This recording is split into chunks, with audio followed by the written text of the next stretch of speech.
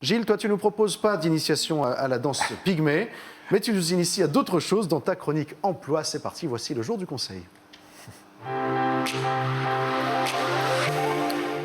Mais tu commences par les opportunités emploi. Exactement, on va commencer par des opportunités d'embauche à Amboise, portées par la reprise de l'aéronautique. C'est le groupe Mecachrome qui recrute donc sur Amboise. Il recrute une cinquantaine de personnes. Cinquantaine d'emplois qui sont à pourvoir, des opérateurs de commande, des ingénieurs, des opérateurs de production et des peintres, par exemple. Et donc, pour faciliter les candidatures, le groupe Mecachrome a créé ce qu'on appelle un site carrière, job-mecachrome.com.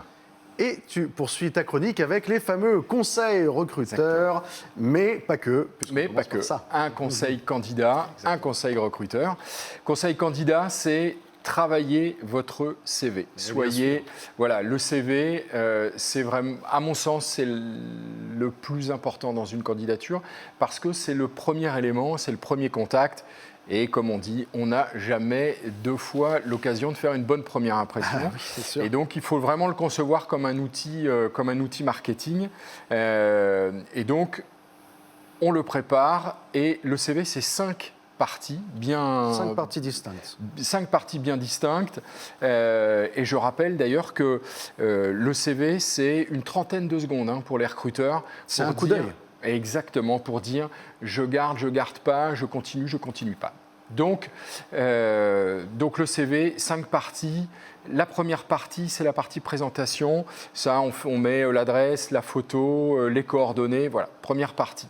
Deuxième partie, c'est la partie expérience. Expérience, là, on part de la plus récente jusqu'à la plus ancienne. Et là, sur chaque expérience, on met 3-4 lignes pour décrire. Troisième partie sont les compétences. Là, les compétences, c'est ce que je sais faire, ce que je sais bien faire et ce que je peux apporter à l'entreprise. Quatrième partie, c'est la formation. Là, je mets mes diplômes, mon cursus. On peut mettre les langues aussi, par exemple, dedans. Et puis, cinquième partie, ce sont les hobbies, très importants. Et alors là, vous m'évitez le triptyque voyage, lecture, cinéma. Ça, non. On met des hobbies qui parlent, qui sont vraiment et qui peuvent dire quelque chose de soi. Donc voilà. Donc là, on est complet sur les hobbies, ce qui va permettre aux recruteurs de rebondir aussi. Donc ça, c'est très très important. Pas la peine de rajouter beaucoup d'éléments en plus de ça. On passe, ça va suffire. Si le recruteur a besoin de questions ou besoin de renseignements, il ira pendant l'entretien. Donc pas plus que ça. Et puis alors la question récurrente, c'est 1 ou 2 pages pour le CV. Si on a mon âge, c'est plutôt 2 pages. Si on a entre 20 et 30 ans, 1 page, ça suffira largement.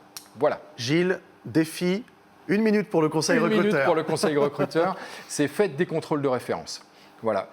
Vraiment, tous les recruteurs, je conseille de faire des contrôles de référence parce que vous allez passer 1 heure, 1 heure et demie, 2 heures avec les candidats, mais vous ne les aurez jamais en situation de travail. Donc, appelez 2-3 références, ça peut être vous demander au candidat, il faut que ce soit le candidat effectivement qui vous les donne, prioritairement des managers, mais ça peut être des clients, ça peut être des collègues, ça peut être des fournisseurs, et on passe des appels et on va chercher ce qu'était le candidat, et donc votre futur collaborateur, votre future collaboratrice, en situation de travail. Est-ce qu'il écoute, est-ce qu'il propose, comment il parle, comment il interagit, etc. Voilà.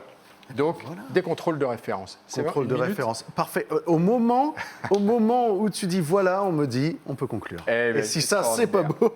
Merci beaucoup, Gilles. Et pour faire appel à ton cabinet de recrutement, source-recrutement.fr. Source recrutement. Merci beaucoup, Gilles.